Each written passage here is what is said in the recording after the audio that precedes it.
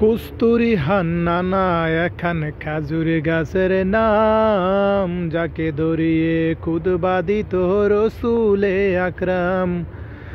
গাছটি রসুল বিরহে কান্দিতে রহে, রসুল বিরহে কান্দিতে রহে। হতবাক হইল সকল সাহাবাই কেরাম, হতবাক হইল সকল সাহাবাই কেরাম।